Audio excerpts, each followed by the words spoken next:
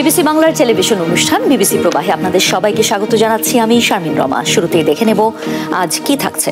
আমি যখন 2008-এ এমপি হয়েছি তখন অনেকেই মনে করেছে যে আচ্ছা বিএনপির এত বড় নেতা হেরে গেছে, নিশ্চয়ই পার্থ আত্মীয় এই জন্য এমপি হয়ে গিয়েছে। সেটাও আমি ফেস করেছি। তারপরে আমি যখন পার্লামেন্টে মুখ্য ভূমিকা পালন করেছি বা অনেক কথা বলেছি, তখন অনেকে বলেছে আত্মীয় স্বজন আছে এই জন্য হয়তো বলেছে, কিছু হবে না। তারপর আমি যখন মামলা খেয়েছি অনেকে বলেছে যে মামলা হয়েছে জেলে যাবে না। আমি যখন জেলে গিয়েছি, শেখ হাসিনার আত্মীয় এরকম, আমি যখন জেলে গিয়েছি তারপর আমি তখন বলেছে যে ছুটে যাবে। আমি যখন বিএনপি ছেড়েছি বলছে নিশ্চয়ই আওয়ামী লীগে যাবে। এখন যখন থেকে আমি এখনও সরকারের বিরুদ্ধে কথা বলি। সো আমার এই টেস্টটা দিয়েই যেতে হবে। বিবিসি বাংলায় এ সপ্তাহের সাক্ষাৎকারে আপনাদের সবাইকে স্বাগত জানাচ্ছি। আমি আকবর হোসেন। আমাদের এবারের অতিথি আন্দালিব রহমান পার্থ। আন্দালিব রহমান পার্থ, আপনাকে অসংখ্য ধন্যবাদ বিবিসি বাংলার এই সাক্ষাৎকারে যোগ দেওয়ার জন্য। আপনাকে ধন্যবাদ। আসসালামু আলাইকুম। আপনাকে লোকে যখন থেকে চেনে, অনেক তরুণ বয়স থেকে আপনি রাজনীতি করছেন, প্রায় 2 দশকের কাছাকাছি হয়ে গেল আপনার রাজনৈতিক ক্যারিয়ার আর কি। কেমন চলছে আপনার রাজনীতি? আলহামদুলিল্লাহ, নো কমপ্লেইন, ভালোই চলছে। কীরকম ভালো, একটু ব্যাখ্যা করতে পারেন? মানে রাজনীতি সচরাচর যা ফেস করে তাই ফেস করছি, নিজেকে মানিয়ে তুলছি। প্রথমে যখন রাজনীতিতে এসেছিলাম তখন এই জিনিসগুলিকে সাথে মানিয়ে নেওয়াটা কঠিন ছিল, বাট এখন অভ্যাস হয়ে গিয়েছে সময়ের সাথে সাথে। মানে কোনটাতে আপনার সমস্যা হচ্ছিল? তা আমি তো 97 সালে আসি লন্ডন থেকে। তো সেখানে অনেক বছর থেকে আসার পর 2001 থেকে আমি পরোক্ষভাবে রাজনীতিতে জড়াই আমার বাবার সাথে। 2006-এ যে ইলেকশন হওয়ার কথা ছিল সেখানে আমি স্বতন্ত্র প্রার্থী ছিলাম বিএনপির বিরুদ্ধে ভোলা 4 আসনে। তো সেটা তো আপনার 111 সরকার চলে আসলো, সে নির্বাচনটা হলো না। পরবর্তীতে বাবা যখন ইন্তেকাল করেন 2008-এ, তারপর আমি I stepped in full time আর কি। তো সেই সময় অনেক কিছুই অ্যাডজাস্ট করা অনেক কঠিন ছিল, বাট এখন তো সব কিছু অ্যাডজাস্ট করে ফেলছি। তো আপনি তো একটা রাজনৈতিক পরিবার থেকে এসেছেন। আপনার বাবা বাংলাদেশের একজন পরিচিত রাজনীতিবিদ ছিলেন। তিনি এরশাদ সরকারের সময় তিনি ক্ষমতায় মন্ত্রী ছিলেন, তিনি মেয়র ছিলেন। তো আপনার রাজনীতির আসার এই ব্যাপারটা কি, এটা কি পারিবারিক ধারাবাহিকতা নাকি আপনি নিজেই এটা চুজ করেছেন যে আমি রাজনীতি করব? আমরা ছোটবেলা থেকেই পলিটিক্যাল ওই জিনিসটা ছিল যে আমরা পলিটিক্স করব। আর আমার বাবার ব্যাপারটা ছিল, আমার বাবা আমাকে পলিটিক্সের সাথে রাখতো ছোটোবেলা থেকে। একটা কথা বলি, আপনি আসলে রাজনৈতিক পরিবারের হলেই যে আপনি পলিটিক্স করতে পারবেন, আপনি একটা অডিয়েন্স পাবেন, সেটা সত্যি কথা। হয়তো আপনি একটা নমিনেশন পাবেন, কিন্তু নিজেকে রাজনীতিবিদ হিসাবে গড়ে তোলাটা এটা আসলে একটা এডুকেশনের ব্যাপার। এটা বাই টাইম বা এক্সপিরিয়েন্স হয়, এটা পলিটিক্যালি এডুকেটেড হতে হয়। এটা কোনো বই পড়ে বা কোনো ডিগ্রি ধরে এটা সম্ভব হয় না। এটা সময়ের সাথে সাথে আপনি একজন পরিপক্ক রাজনীতিবিদ হন। আচ্ছা, তো আপনি বলছিলেন যে 96-এ বা 97-এ আপনি লন্ডন থেকে ফিরে আসিছি। এসে আমি ব্যারিস্টার রফিকুল হকের সাথে জুনিয়র হিসেবে 4 বছর ছিলাম, 4-5 বছর। তারপর আমি একটা কলেজ করি ব্রিটিশ স্কুল অফ ল নামে, যেখানে আমরা ইউনিভার্সিটি অফ লন্ডনের LLB কোর্স করাই। তো সেটাই বেসিক্যালি ছিল, প্র্যাকটিস করতাম, তবে ওরকম ফুল টাইম না। তারপর 2006 থেকে বলতে পারেন ফুল টাইম পলিটিক্সে ঢুকেছি। এখন কি আপনার রাজনীতি আপনার পুরো পেশা নাকি আপনি অন্য কিছু করছেন? না, আমি রাজনীতি, আমি ফুল টাইম পলিটিশিয়ান। আর কি করছেন আপনি? এছাড়া আমি কিছু কেসেস করি, যেহেতু অনেক হয়ে গিয়েছে, অনেক বছর হয়ে গিয়েছে। আমি শিক্ষকতা করি। আমি একটা কলেজের principal, British school of law নামে। আমরা ইউনিভার্সিটি অফ লন্ডনের registered centre, we teach law and university of London. বাস এই। তো এই যে আপনি গত 2 দশক ধরে রাজনীতি করছেন, আপনার কাছে রাজনীতির সবচেয়ে চ্যালেঞ্জিং জায়গা কোনটা মনে হচ্ছে? প্রথমে এটা আসলে বাই টাইম পরিবর্তন হয়। যখন আমরা একদমই বিদেশি থেকে চলে আসছি তখন নিজেকে মানানোটা অনেক কঠিন ছিল। বিকজ আমাদের হয় কি, আমরা যখন অনেক দিন বিদেশে থেকে দেশে আসি তখন এক টুকরো আমেরিকা, এক টুকরো লন্ডন, বাংলাদেশ আমরা বানিয়ে ফেলি। আমাদের ওই সার্কেল, আমরা ওই জিনিসগুলি স্মৃতিচারণ করি, লন্ডনে কী করতাম এভাবে। ওই ট্রান্সফরমেশনটা অনেকেই করতে কষ্ট হয়ে যায়। সো আর পলিটিক্সটা একদম রুট লেভেলের, আর আমি পলিটিক্স করেছিলাম ভোলাতে, একদমই রুট লেভেলে যেতে হয় ওখানে। তো সেখান থেকে সময়ের সাথে সাথে আমি শিওর যে আজকে আমি অনেক বেটার পজিশনে, কমিউনিকেট থেকে আরম্ভ করে সব কিছু, বা এই রাজনীতি ধরা বোঝা। একটা সময় অনেক কিছু সারপ্রাইজিং রাখতো, বিকজ আমরা তো আর এই ধরনের রাজনীতি দেখে খুব একটা অভ্যস্ত ছিলাম না। বাট তারপরও এখন আস্তে আস্তে মানিয়ে চলছে আর কি। আচ্ছা, বাংলাদেশের রাজনীতিবিদ বলতে আমরা সাধারণত যাদেরকে দেখি বা যেটা বুঝি, আপনি ঠিক সেরকম নন। মানে সেরকম অর্থে আমি বলছি যে সাধারণত পলিটিশিয়ানদের যেরকম একটা বৈশিষ্ট্য থাকে, ক্যারেক্টারিস্টিক্স যেটা আমরা বলি যে এসে আপনি বুঝতে পারেন যে কিন্তু আপনার ধারাটা একটু অন্যরকম। আপনার মধ্যে অনেকে মনে হয় যে একটু এলিটিজম আছে, একটু আপনি ভিন্ন ধারার।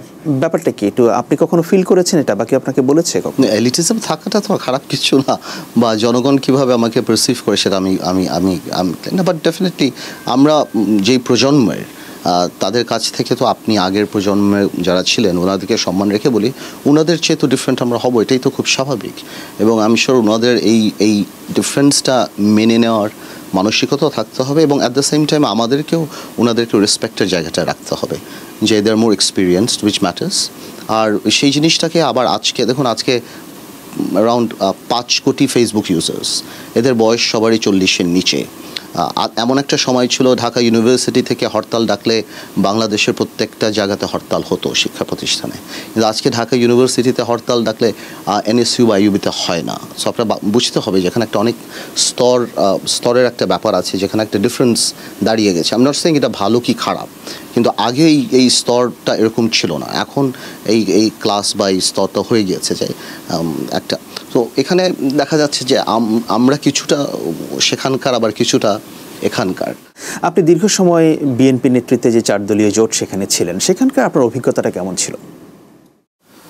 আমি এদিক থেকে খুব লাগে, আমি যখন বিএনপি জোটে ছিলাম I was probably the youngest শীর্ষ নেতা যে ছিল যেখানে।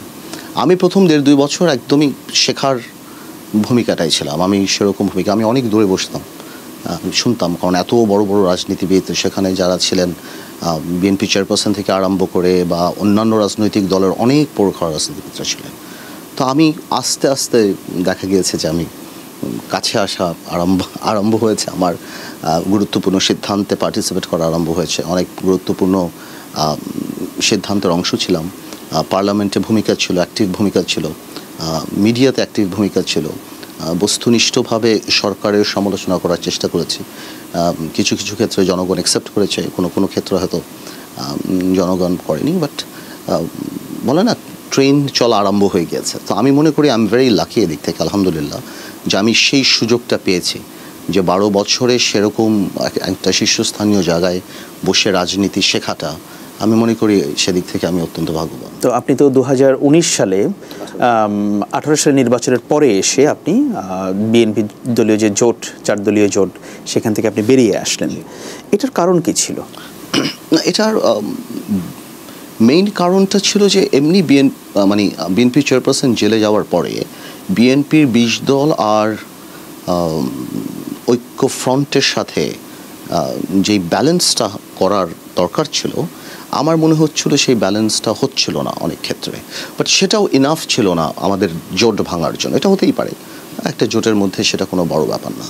কিন্তু হঠাৎ করে যখন বিএনপি এই নির্বাচন, দেখুন প্রত্যেকটা রাজনৈতিক দলের অপোনেন্টের সাথে একটা ট্যাগ লাইন থাকে, যে এরশাদ সাহেবের বিরুদ্ধে ছিল হয়তো একটা স্বৈরাচারী সরকার, বা কারো বিরুদ্ধে ছিল এই সরকারের বিরুদ্ধে আমাদের যেটাকে বলা হয় মেইন জায়গাটা ছিল, সেটা হলো মেইন কনসার্নটা ছিল, সেটা হলো এই সরকার ডেমোক্রেটিক না, বা ভোট কারচুপির মাধ্যমে ক্ষমতা আসছে। তো আর আমরা নির্বাচনে অংশগ্রহণও করেছিলাম এই কথাটার জন্যই, যে আমরা দেখাবো কোনো দলীয় সরকারের অধীনে কোনো নির্বাচন হয় না। এবং আপনার যদি স্মরণ থাকে, সেই সময় আমাদের কথাই ছিল যে আন্দোলনের পার্ট হিসেবে আমরা এই নির্বাচনে যাচ্ছি, এবং আমরা জাতিকে দেখাতে সক্ষম হয়েছি যে কোনো দলীয় সরকারের অধীনে নির্বাচন সুষ্ঠু, তো প্রশ্নটা কোনো নির্বাচনই হয় না। এরপরে আমি মনে করি না যে পলিটিক্যাল কোনো সিগনিফিকেন্স ছিল সেই মুহূর্তে বিএনপির সংসদে যাওয়াটা।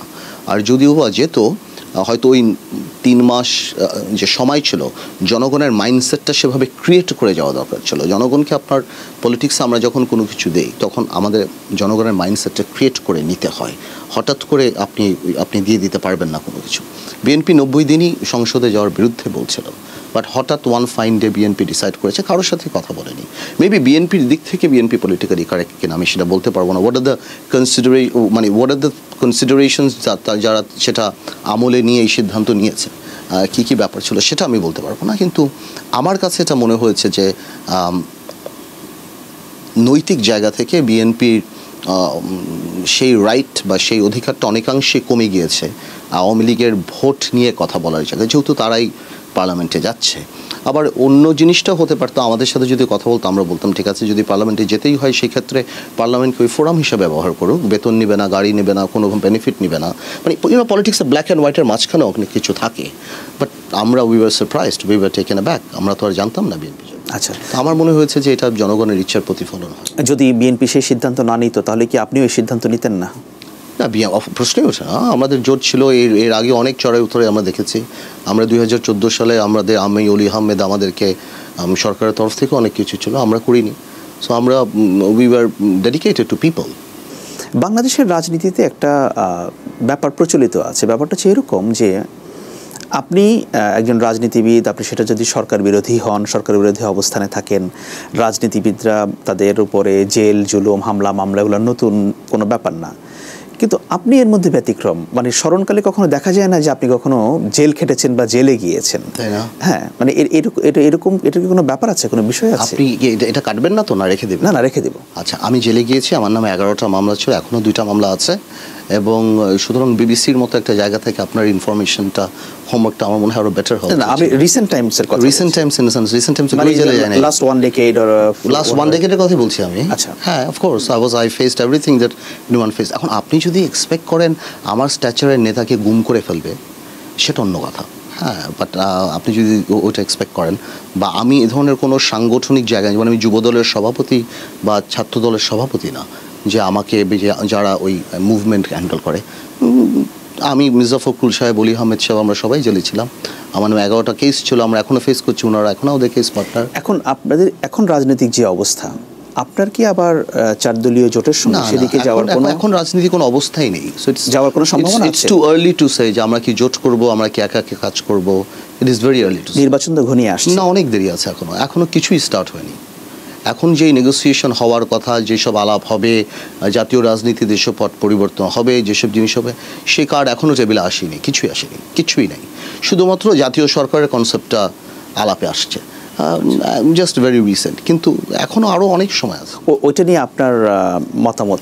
It's a very good sign যে বিএনপি প্রস্তাব দিয়েছে জাতীয় সরকারের কথা, বাট একটা প্রস্তাব আসলো।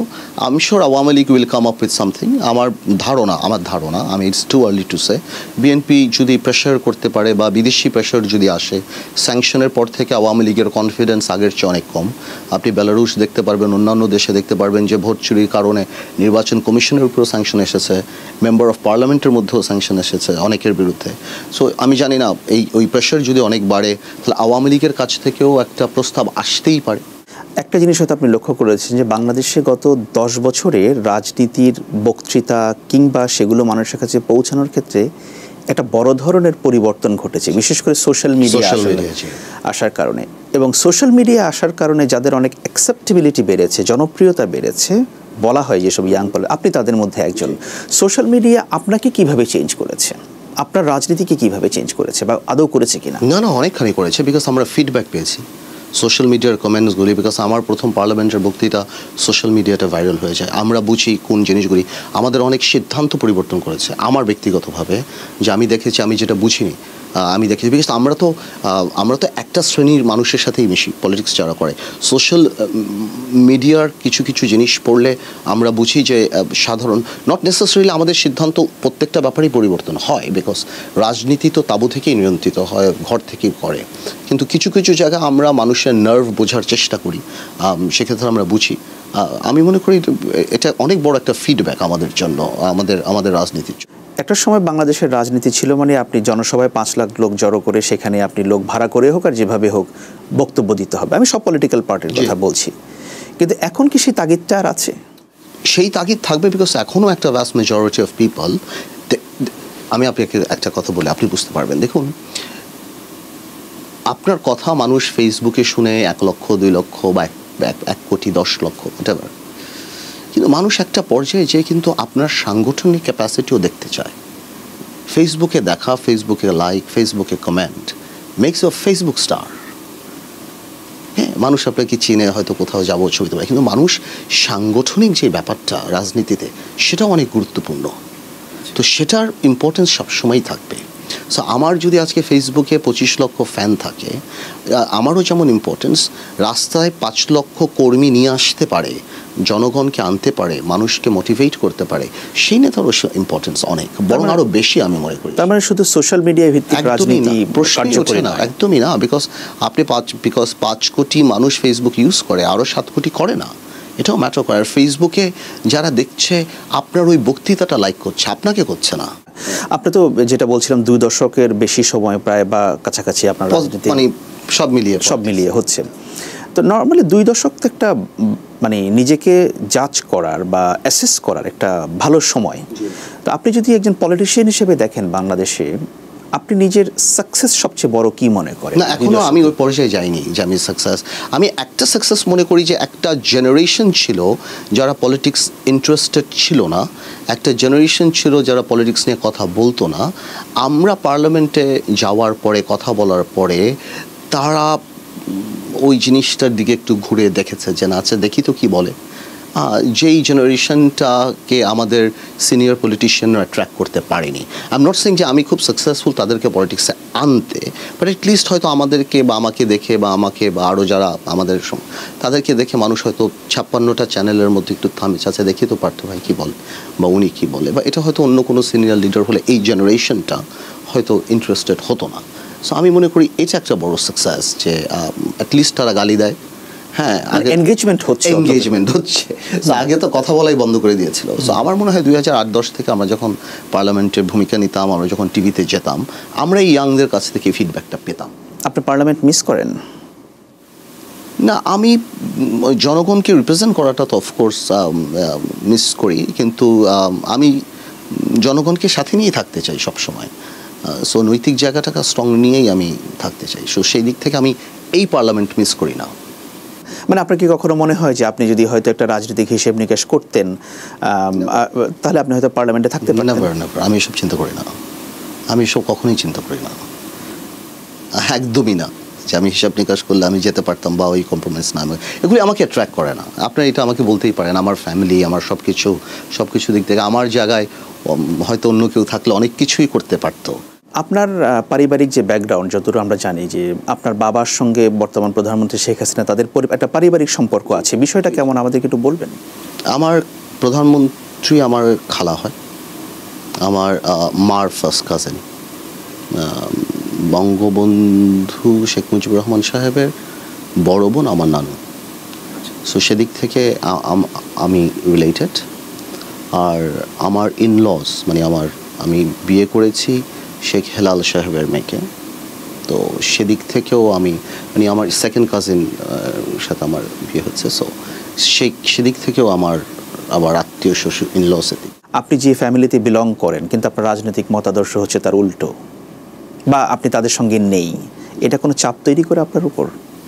না, কিছু প্রথমের দিকে চাপ বলবো না আমি, মানে ভাবনা তৈরি করে। না, ওরকম কিছু না। আমার সাথে সবারই মোটামুটি ভালোই সম্পর্ক, আত্মীয় সবার সাথেই দেখা হয়। কিন্তু আমি রাজনীতিতে আমি যেটা ভালো মনে করি যে যেখানে থেকে আমি জনগণকে সাপোর্ট করতে পারবো, আমার মনে হয় জনগণের কথা বলতে পারবো, আমি সেই পথে বেছে নিয়েছি, এর বাইরে আর কিছু না। কিন্তু আপনি ধরেন এই জোটও যদি থাকতেন, সেখানেও তো আপনি জনগণের কথা বলতে পারতেন, তারাও তো বলছে। জনগণের ম্যান্ডেট নিয়ে জনগণের কথা বলতে চাই, জোর করে আর জনগণের কথা বলতে চাই না। সো না, আমার মনে হয় না এই জিনিসটা এভাবে কাজ করে না আমার ক্ষেত্রে। আমি যেখানে আছি আমি কমফোর্টেবল, আমি যেভাবে কাজ করছি। মানে কখন এটা অস্বস্তিও তৈরি করেনি আপনার? না, অস্বস্তি তৈরি সেটা বলবো না, বাট ডেফিনেটলি আমাদের আগের জেনারেশন আমাদের মতো চিন্তা চেতনা অত বেশি ডেমোক্রেটিক না। তো সেই ক্ষেত্রে আমার পার্লামেন্টের ভূমিকা বা আমার টেলিভিশনের ভূমিকা কিছু ক্ষেত্রে হয়তো হয়েছে। তো but I am sure by time ওনারাও বুঝতে পেরেছেন যে পার্থ হয়তো রাজনীতি করে। আমি অস্বস্তির কথাটা এই জন্য বলছি যে আপনার কিছু বক্তব্য যেগুলো আওয়ামী লীগ সরকারের বিরুদ্ধে প্রচণ্ড খুব শক্ত বক্তব্য ছিল, যেগুলো লোকে খুব, আপনাদের যারা সাপোর্টার তারা খুব এটাকে অ্যাপ্রিসিয়েট করেছে। আপনি এমন কঠোর সমালোচনা করেছেন আওয়ামী লীগ সরকারের, যেটা হয়তো কোনো বিএনপি নেতাও করেনি অতীতে আর কি। সেই দৃষ্টিভঙ্গি থেকে বলছি আর কি। হ্যাঁ, হয়তো আমি তো বস্তুনিষ্ঠ করার কথা চেষ্টা করেছি। সেখানে যদি আমার ধারণা কোনো পার্সোনাল কিছু হয়তো কোনো সময় বলিনি, আবার যদিও বলে থাকি তাহলে হয়তো বয়স অল্প ছিল তাই বলে ফেলেছি। বাট আমি মনে করি যে আমি চাই সবসময় যে কোনো সরকার, আওয়ামী লীগ না, মানে আওয়ামী লীগের জায়গায় অন্য সরকারও যদি থাকতো আমি বিরোধী থাকতাম, আমি বস্তুনিষ্ঠভাবে কথা বলার চেষ্টা করি, হোমওয়ার্ক করি। আচ্ছা, আপনার রাজনৈতিক অবস্থান বা আপনার কথাবার্তা এগুলোর কারণে কখনো কি পরিবারে কোনো মতপার্থক্য, মতদ্বৈততা এরকম তৈরি হয়েছে? পরিবার মানে আপনি কার কথা বলছেন? মানে পরিবার বলতে আমি এক্সটেন্ডেড ফ্যামিলির কথা বলছি, আপনার আত্মীয় স্বজনদের মধ্যে। না, সেরকম তেমন কিছু না। সবাই জানে আমি বোল্ড, আমি কথা বলি। কিছু কিছু ক্ষেত্রে হয়তো জানে আমি ঠিকই বলি, কিন্তু কিছু হয়তো কখন আপনাকে ইনডিরেক্টলি বলার চেষ্টা করেছে পার্থ এখন এগুলো বলো না, এটার দরকার নেই, এই ধরনের? না, শুনেন, এগুলির জন্য তো একটা বেনিফিট লাগে, তাই না? আমি এমন যদি হতো যে আমি সেটাকে ব্যবহার করে অনেক অর্থবিত্ত কামাই করেছি, বা আমি সেই পরিচয়টা ব্যবহার করে অনেক কিছু করি, সেই ক্ষেত্রে আমার এই ধরনের কথা শোনার বা এটা একটাই থাকে। যেহেতু সবাই জানে আমি সেলফ মেড পার্সন, আলহামদুলিল্লাহ, আমি যা পেয়েছি আমার বাবার কাছ থেকে পেয়েছি, আমি চেষ্টা করি আমার করার মতো। আর আমি নিজেকে রাজনীতিবিদ হিসেবে প্রিপেয়ার করার চেষ্টা করি বা বানানোর চেষ্টা করি, সেভাবে চেষ্টা করি। তো আমার মনে হয় ওই অবস্থানটা কারো নাই আমাকে বলবে যে তুমি এটা বলো না বা এটা করো না। অফকোর্স আমি যদি পার্সোনাল অ্যাটাক করে আমাকে বলতেই পারি মুরব্বী হিসেবে যে পার্থ এটা ঠিক হচ্ছে না, দিস ইজ পার্সোনাল, সেই ক্ষেত্রে I am ready to learn, আমি শেখার জন্য প্রস্তুত। কিন্তু আমি যদি বস্তুনিষ্ঠ, আমি যদি এখন শেয়ার মার্কেট নিয়ে কথা বলি, কেউ যদি এসে আমাকে বলে আমি তো সেটা শুনবো না, বিকজ আমি জনগণের কথা বলছি। বা আমি যদি বিদ্যুতের করাপশন নিয়ে কথা বলি আর কেউ যদি আমাকে বলে এসে, আমি তো সেটা শুনবো না। আমি জনগণের কথা বলছি। আচ্ছা, আরেকটা বিষয়, এটা আমার জানার বিষয় আর কি, সেটা হচ্ছে যে ধরুন আপনি যে ফ্যামিলিতে বিলং করেন, যেটা আপনার এক্সটেন্ডেড ফ্যামিলি বা পরিবার, আত্মীয় স্বজন সেখানে আছেন, তাদের রাজনৈতিক মতাদর্শ একরকম, আপনি অন্যদের সঙ্গে আছেন, এটা কি সামহাও কোনো ক্রেডিবিলিটি বা প্রবলেম তৈরি করতে পারে একজন রাজনীতিবিদ বা আপনার মধ্যে? না, এটা তো একটা ব্যাপার, আপনার মানে আমার ক্রেডিবিলিটিটা জনগণের মধ্যে। হ্যাঁ, সেটাই আমি বলছি। আপনি দেখুন, বাংলাদেশের রাজনীতিতে তো প্রথম থেকে আপনাকে নেগেটিভ দেখবে, এটা একটা নর্মাল সহজ। বিদেশে যেমন রাজনীতিবিদ হিসেবেই ধরে নিবে যে আপনি হার্ভার্ড, অক্সফোর্ড, কেমব্রিজ থেকে এসেছেন বা আপনার নৈতিকতার ব্যাপারটা এরকম। বাংলাদেশে ধরেই নেয় যে নিশ্চয়ই কোনো গুন্ডা পান্ডা বা নেগেটিভ, ম্যাক্সিমাম ক্ষেত্রে ধরে নেয়। তো সেই ক্ষেত্রে আমি যখন 2008-এ এমপি হয়েছি, তখন অনেকেই মনে করেছে যে আচ্ছা, বিএনপির এত বড় নেতা হেরে গেছে, নিশ্চয়ই পার্থ আত্মীয়, এই জন্য এমপি হয়ে গিয়েছে। সেটাও আমি ফেস করেছি। তারপরে আমি যখন পার্লামেন্টে মুখ্য ভূমিকা পালন করেছি বা অনেক কথা বলেছি, তখন অনেকে বলেছে আত্মীয় স্বজন আছে এই জন্য হয়তো বলেছে, কিছু হবে না। তারপর আমি যখন মামলা খেয়েছি, অনেকে বলেছে যে মামলা হয়েছে, জেলে যাবে না। আমি যখন জেলে গিয়েছি, শেখ হাসিনার আত্মীয় এরকম মনে করেন, যখন জেলে গিয়েছি, তারপর আমি তখন বলেছে যে ছুটে যাবে। আমি যখন বিএনপি ছেড়েছি, বলছে নিশ্চয়ই আওয়ামী লীগে যাবে। এখন যখন থেকে আমি এখনও সরকারের বিরুদ্ধে কথা বলি। সো আমার এই টেস্টটা দিয়েই যেতে হবে। মানে আপনার পরীক্ষাটা একটু বারে বারে ইটস ওকে, আমি মনে করি এটা দরকার। বাংলাদেশের মানুষ, এখানে কোনো জাস্টিন ট্রুডোর সিস্টেম নাই, বুঝছেন? বাংলাদেশে যে আমার একটা সিস্টেম ডেভেলপমেন্ট হয়েছে যে আপনি হঠাৎ করে বড় নেতা হয়ে যাবেন। মানুষ দেখতে হবে, মানুষের আপনাকে দেখতে হবে, জানতে হবে, আপনার ভালো খারাপ সব কিছু মিলিয়ে একটা পর্যায়ে যে মানুষ আপনাকে জাজ করবে। হ্যাঁ, তো মানুষ এখন ভালো দেখেছে। অনেকে এখন বলে যে না, পার্থ ভাই ইচ্ছা করলে অনেক কিছু করতে পারতো, পার্থ ভাই ডেন অফ সেটা করেনি, না করে সে রাজনীতি করছে। আমাদের রহমান পার্থ, আপনাকে অসংখ্য ধন্যবাদ বিবিসি বাংলার সাথে সাক্ষাৎকার দেওয়া। থ্যাংক ইউ, আপনাকে অনেক ধন্যবাদ। সবাইকে শুভকামনা জানিয়ে আমি শারমিন রমা আজ এখানেই বিদায় নিচ্ছি। ভালো থাকবেন।